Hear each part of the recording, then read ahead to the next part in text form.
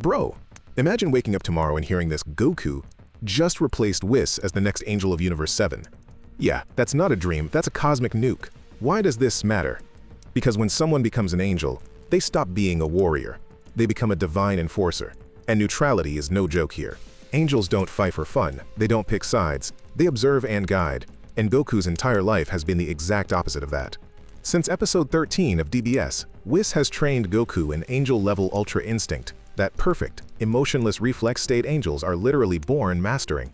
And bro, Whis never trained anyone seriously until Goku. Whis called him a rare mortal, basically saying this Saiyan might be walking straight into divine territory. In Dragon Ball Super Chapter 85, Whis straight up admitted Goku's Ultra Instinct reflexes were reaching angelic levels. That's not fan talk, that's manga canon. But here's where it gets crazy. Angels can only be erased if their god of destruction dies. So if Goku becomes an angel, his existence is tied to Beerus's life. Beerus already teased in episode 131 that gods can retire when they find successors. And Whis implied angels might follow that path too. That's the ticking clock. Now picture this. The Saiyan who lives for battle, the man who challenged gods, is now being prepped to replace Whis. And he has no idea what's coming. Remember, Whis can one-shot Beerus like it's nothing. Episode 13 proved angels stand above gods of destruction in pure combat hierarchy. And Goku? He's the only mortal in recorded Dragon Ball history to push that close to angelic instinct without being born divine. That's what makes this different. But here's the twist. Being an angel means emotionless combat. Goku's strength comes from emotion. That's like telling fire to stop burning. Whis has always moved like a calm storm, but Goku is chaos with a grin. And the Grand Priest doesn't allow chaos in divine ranks. So if Beerus steps down and Whis hands over that staff, Goku doesn't just gain power. He inherits laws that can crush him from the inside. And bro, that's where the real war begins. Not against a villain outside, but against the nature of who Goku has always been. Bro, this isn't some random fan theory moment. Whis himself hinted Goku was nearing angelic perfection during the Granola arc. That's a real statement from a literal angel.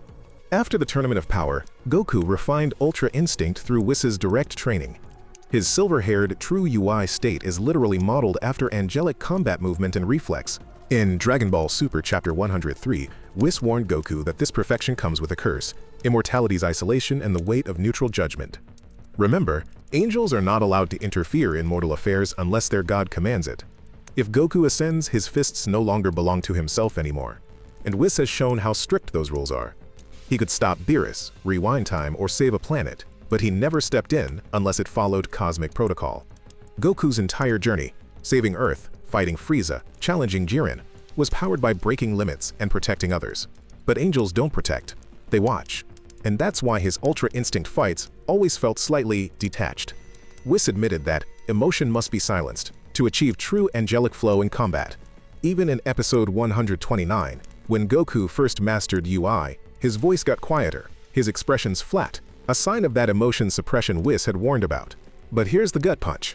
If Goku becomes an angel, he won't just gain a halo, he'll lose the fire that made him the universe's loudest heartbeat. And Beerus stepping down isn't some impossible idea either. Canon already told us gods can retire when successors appear. That's the opening crack in the timeline. If Whis transfers the staff, that's a permanent position. Angels aren't promoted or demoted easily. Their roles are cosmic fixtures tied directly to the Grand Priest's hierarchy, which means Goku's bond with Earth, with Chi-Chi, Gohan, Vegeta, everyone, becomes an emotional liability under strict divine neutrality.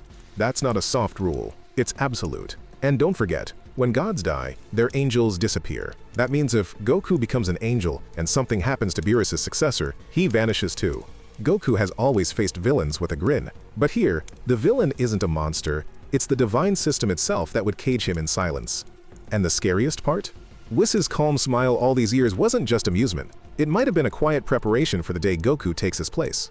Bro, imagine the moment Beerus finally says it. It's time. This isn't a fight for fun anymore. This is the succession trial. Whis hinted could actually happen. Beerus has teased retirement before, but if it happens, the angel doesn't get replaced by random choice. It's key resonance. And Goku's Ultra Instinct already mirrors Whis' flow. In the canon hierarchy, defeating a god or surpassing their reflex level sets the stage for transfer of authority. And Goku already broke that ceiling against Jiren. If Whis transfers the staff, it's not symbolic. That's the moment Goku steps into angelic jurisdiction. Halo, immortality, and total neutrality bound to cosmic law. And here's the brutal fact. Angels can't be both fighters and protectors. Once ascended, Goku would have to watch Earth from a distance and never interfere. That means no tournaments, no saving Gohan, no rushing in when danger hits. The Saiyan who saved universes would be silenced by rules he can't break. The Grand Priest is the ultimate authority, and he doesn't make exceptions. Even Whis obeys without question. If Goku joins that rank, rebellion means erasure. And remember, Whis is erased if Beerus dies. Goku would be no different. His life would depend on the survival of whoever inherits the God of Destruction seat. This isn't about power anymore. It's about losing the one thing Goku's entire journey was built on: the freedom to fight when it feels right. Ultra Instinct brought him closest to angelic perfection, but perfection isn't free. It demands everything: emotion, choice, and mortal bonds. That's the cold truth of angelhood. And bro, you can already see it. Every quiet smile Whis gave him, every test, every warning. It wasn't training for strength. It was training for the throne. If Goku accepts, he becomes a guardian without a voice, a warrior without a battlefield, an angel bound by the same chains. Whis swears beneath that calm. If he refuses, he remains mortal, fiery, reckless, free. But that also means stepping away from power very few have ever touched in Dragon Ball history. This isn't a victory or defeat moment, it's the ultimate crossroad of Goku's existence: divine silence or mortal chaos. And neither path leaves him the same. So the question isn't, can Goku become an angel? The real question is, will he survive what becoming one truly means?